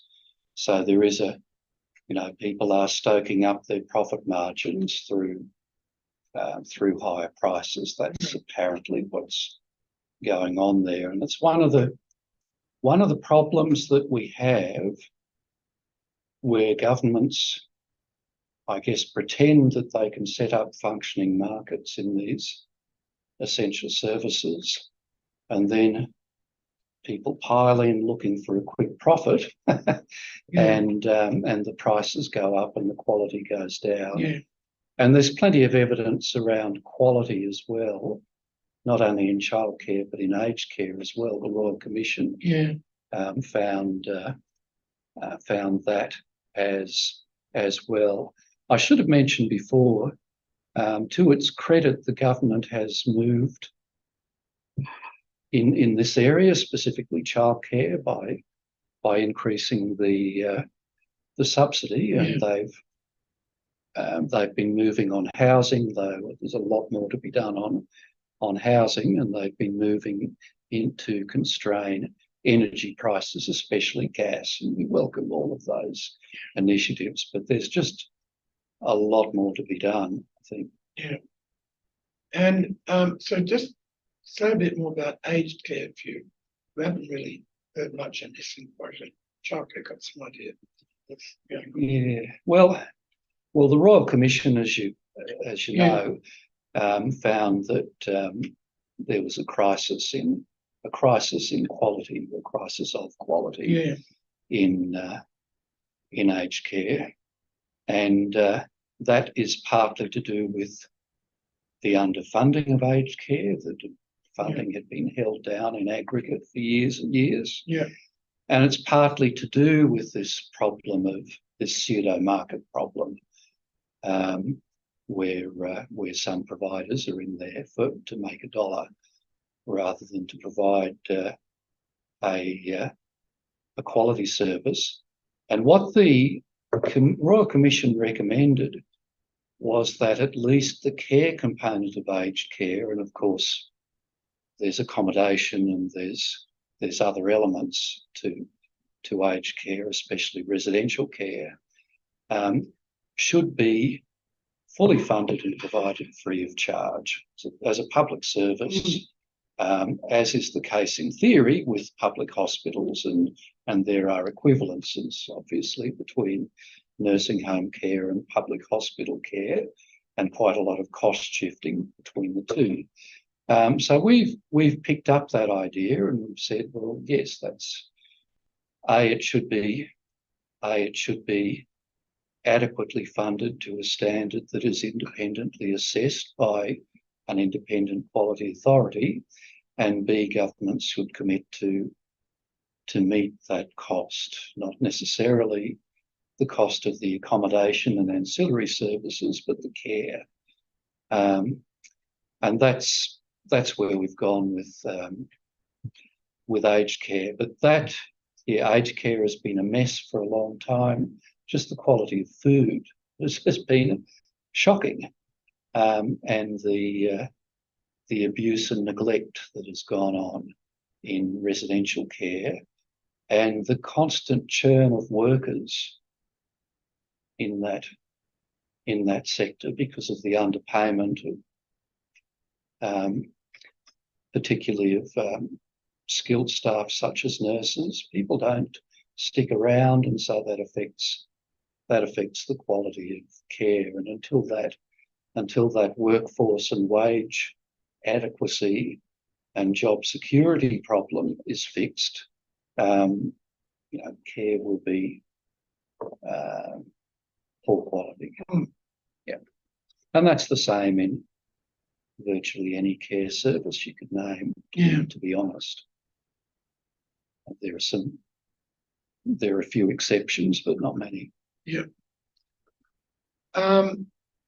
So, by the way, just on an aspect of that, this um, relates to all of them. I understand what you're saying, but there's one aspect of it which always worries me in a sense, and that's, I don't know if you know Palmer's cost disease argument. Yes. Yeah, okay. So the economy is doing more and more with service and care, and it's inherent in them that the cost of them goes up quicker than other areas. So I'm not surprised if costs and prices go up more in all of these fields you've mentioned. Now, that doesn't really change the problem you're talking about. Maybe it makes it more, maybe we've got to be more responsive to that in some way. Yeah, and I think more responsive, especially through governments raising the revenue they need to properly fund those services, because their cost will go up. It's not just about population ageing. It's partly that productivity issue, and it's partly because as the society becomes wealthier, we spend more on those services and expect a decent quality of those services because goods are cheaper. And because many of those services, those human services, are essentially funded by government, if the revenue base isn't there to properly fund them, then we'll get this problem with inflation in out-of-pocket costs. And in health, it's horrible. People are avoiding visiting doctors, especially specialists, because they can't afford it, and that creates problems down the track.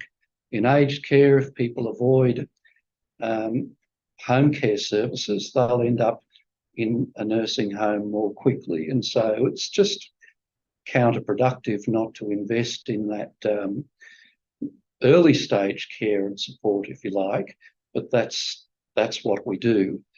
On the productivity story, I just wonder whether we measure it right in human services. It's not a matter of, how many nurses per patient. I think you've got to find a way of measuring what is the quality of the interaction and the service. And if we measured that properly, then maybe we would fund it properly. Yeah. But it will cost more. And, the Treasury's pointing out there are these cost pressures in the budget over the next decade that will accelerate. And we haven't seen a sign yet that that government has a strategy to deal with that. So just responding to you, keeping an eye on our army of writers. We should talk about the care economy, and one of the points is that costs in that go up quicker than costs elsewhere because it's labour intensive. Yep. Compared with manufacturing, where costs are generally falling. So it's not that necessarily opposed to prices going up, but in that context, we want them to make sure there's no price gouging or unnecessary opportunities for high prices. Yep. We're particularly concerned about profit. For profit shows taking advantage. Just going back on 2.1, health, and the NDIS. With health, just say what you said again. I think you sort of said the best thing is to reduce out-of-pocket costs or less. Well, it's about if we care about prevention, then will reduce out-of-pocket costs, because if they get out of control, people won't see their doctor. No, it'll just get worse. And of course, there's an equity issue here. People who can afford to see a doctor will, but by and large, they're a healthy part of the population. The people, unfortunately, who have the least resources, people with disability, people on the lowest incomes, people who've had tough lives, they have the least resources and the most need. And so if you rely on ramping up user charges, it's just not going to work, because the people with the least need have the most, the people with the most need have the least.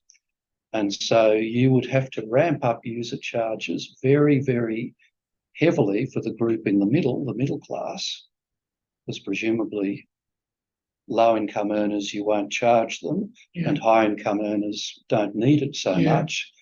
And so there will be this creeping inflation in the cost of those essential services like healthcare, disability care, you name it, for the middle class. They'll be the ones who are squeezed. By the way, are there any comments on NDIS prices, costs, and that? Have you looked at that? I don't claim to be expert in the NDIS, but it's a jungle out there as far as I can tell. And it's this problem of governments just remotely setting up the policy settings and then letting the market rip, as though you can have a properly functioning, normally functioning market in those kinds of sectors, and you can't. Governments have to exercise stewardship. They have to set a reasonable price. They have to prevent people from charging above it, and they have to ensure that people are getting the service they expect for that price, and that unfortunately hasn't always been happening in the NDIS, despite the huge benefits it's had for many people. And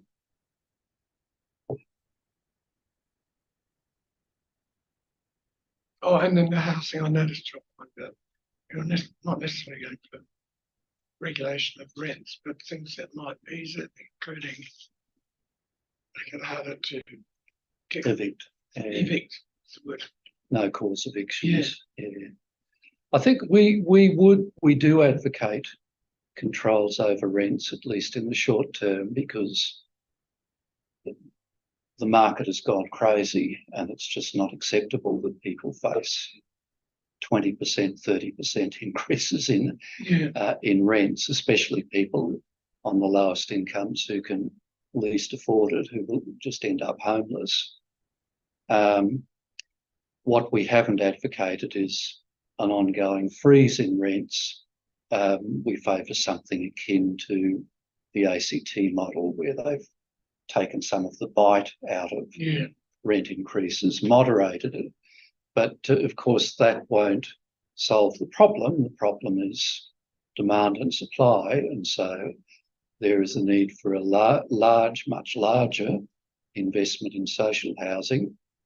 There is a need for the widespread introduction of inclusive zoning to ensure that housing is more affordable, and for for changes to the way in which housing is regulated at the local and state level, which state governments are moving on, to be fair, but that inclusive zoning element and the large investment in social housing is not happening to the scale that's needed. And the rent assistance that was increased recently in the budget, very much welcome that. It ought to be, the payment that it's attached to income support payments, and Yeah. low-income family payments, and it's for rent. And the beauty of it is it increases. It's paid at a higher rate where rents are highest. Now, we haven't seen any evidence, and nor have the researchers in this space, that lifting rent assistance has dramatically increases rents. But what it does do is ease the financial pressure on people, and it does it instantly. Yeah. It's a game changer. Look, one thing I just don't know about, I remember hearing the program is meant to wind up at a certain point soon. And what's happening there? Is it being With- renewed, or is it? With rent assistance? Yeah, the Commonwealth Rent Assistance. Oh, no, it's No, just ongoing, is it? It's just ongoing. Yeah, okay. It's legislated. It's part of the social security Legislated. system. Oh, right. Oh, yeah. Yeah, it's an entitlement. But the problem with it is, as with many other payments, it's not properly indexed. So it ought to be indexed in accordance with increases in rents. For example, Yeah. we advocate benchmarking it to the lowest rents in each region. Yeah, But it is only indexed to CPI, and rents have been rising faster than that. Yeah. And this is also the challenge with job seeker payment, family tax benefit for low income families. They've been indexed only to the CPI, and in the last 2 years, that's not such a bad thing, of Yeah. course, rather than indexation to wages. But if you go back a decade before that, the lack of indexation to wage movements, as we do have with pensions, has meant that the lowest payments have fallen way, way behind the pension rate, around $175 a week less job seeker compared to pension payments. And about 20 years ago, that gap was around $50 a week. It's just grown, and the living costs for the two groups have not gone off in a different direction over that time. Yeah. It means that one group has become relatively impoverished and in a bad way.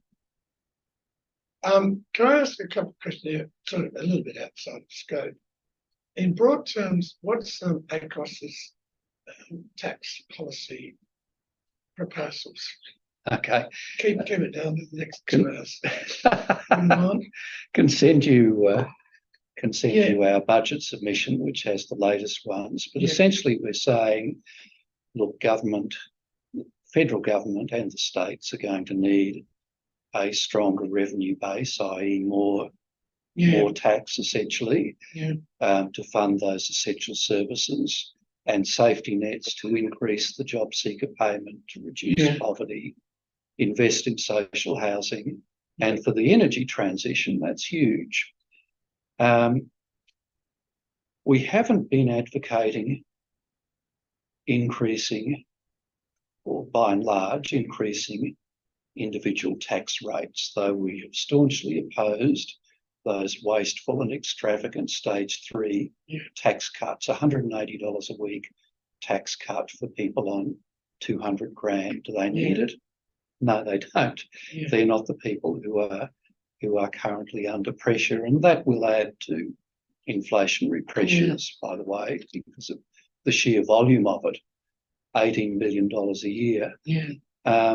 What we have advocated is strengthening the tax base, particularly the progressive income tax base, by removing and curbing the shelters and loopholes that people with smart advisors have used to avoid paying what the legislation expects them to pay. So capital gains tax discounts, why do we encourage speculation in assets rather than productive investment? Negative gearing, ditto. Discretionary trusts, where people can avoid tax by splitting income with family members and changing the character of the income, or even hiding it from the sight of the ATO. Yeah. There's superannuation, which has become a wealth and estate management device, Yeah. rather than for wealthier people, rather than a retirement incomes Yeah. device. And so something needs to be done at the high end of super to make that system more equitable, and that companies, especially those with large economic rents, including mining rents, ought to be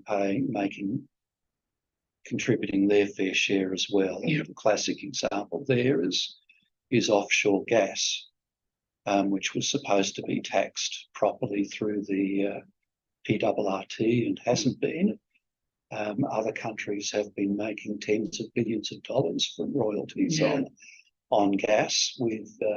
We're collecting, a few $100 million a year. Yeah. So those are the sorts of directions we've proposed. We haven't advocated a higher GST because that would fall disproportionately on the people we're most concerned about, and we don't buy the argument that Australia relies too much on income tax. We just think the income tax has to be fixed so it's equitable and efficient. So that's it in a nutshell. Thank you. That's good. Actually, if it's easy, just I wouldn't mind seeing up. That's more or less mine. Is that your Happy to send it through. Fairly simple. Yeah, really simple. I think we usually on the tax policy. I think that the only addition is that we've called for a super profit status in the past. But I think that we've done the same thing.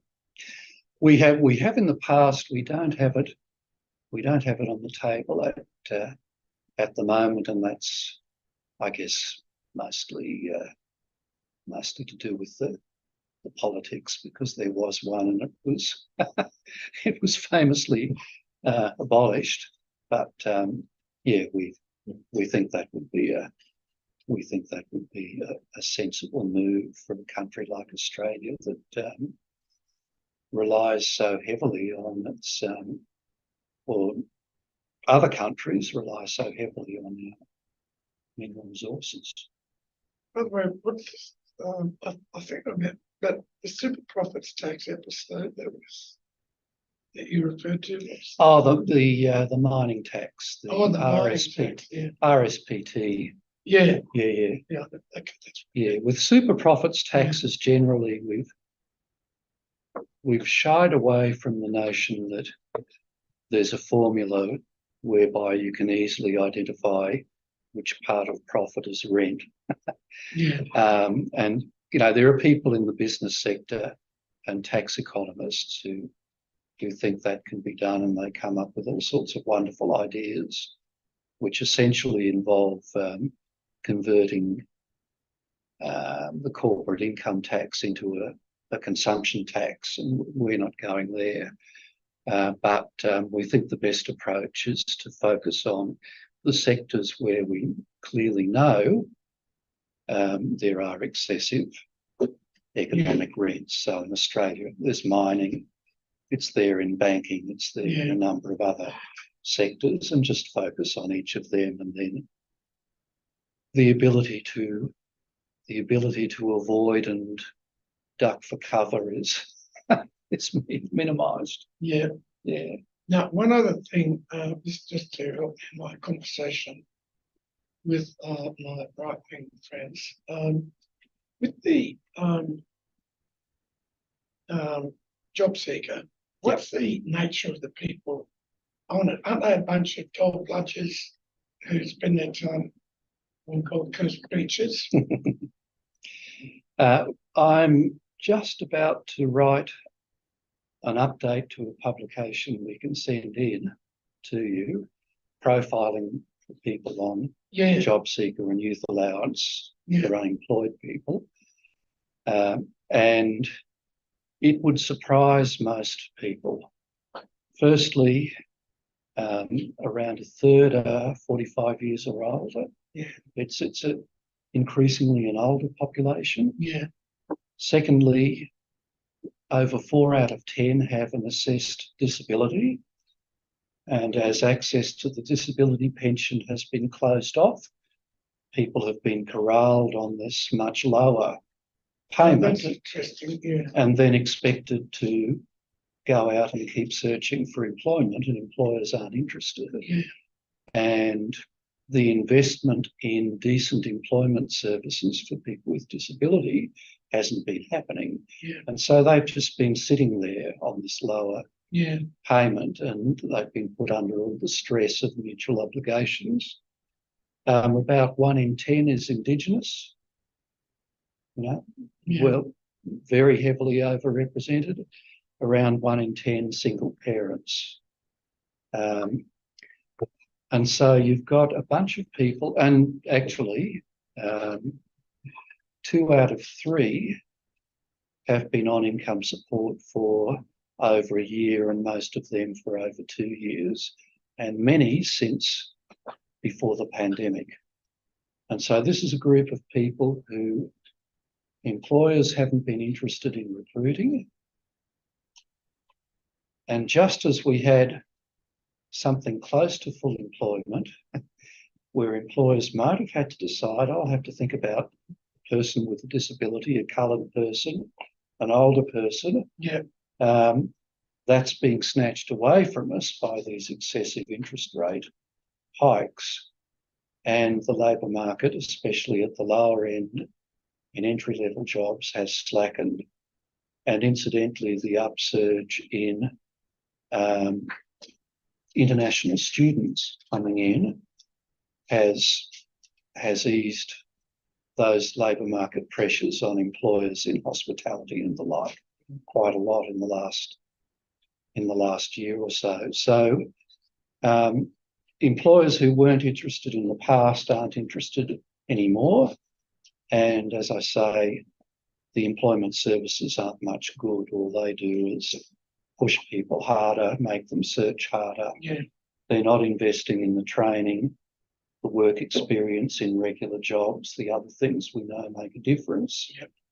And we spend well under half the OECD average on as a share of GDP on employment assistance. Yeah.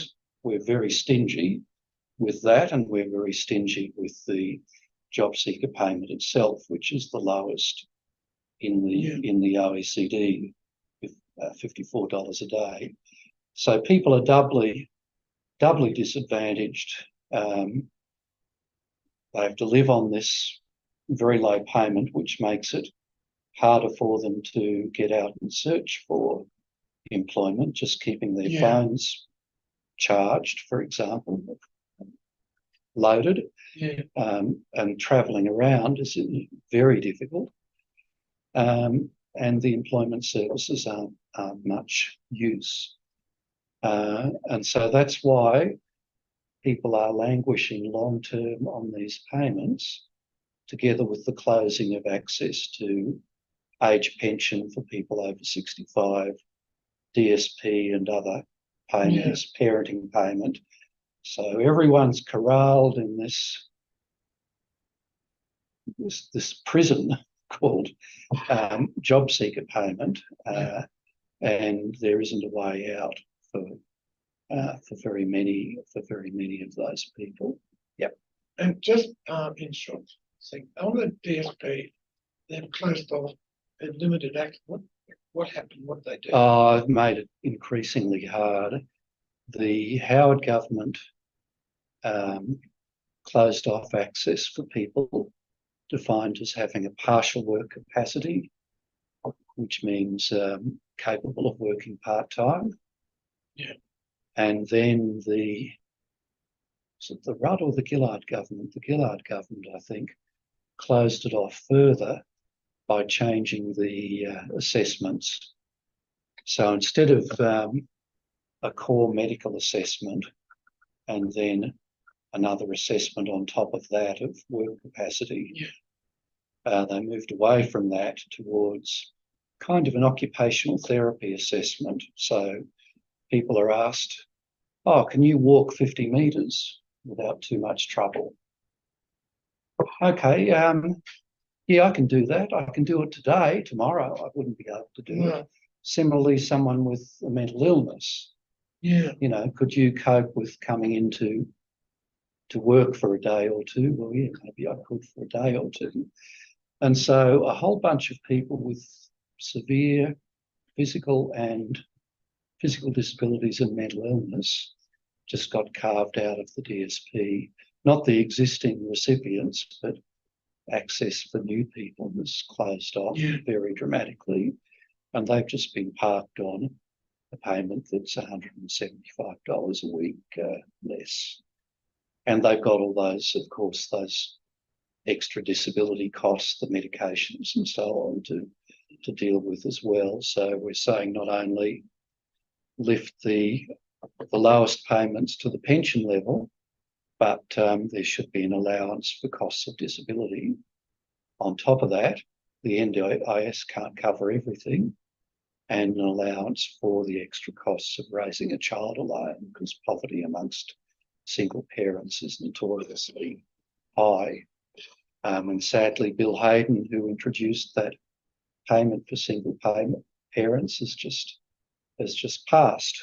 But I don't think he would have been happy with what happened to that payment over the years, because that was closed off for a lot of people as well.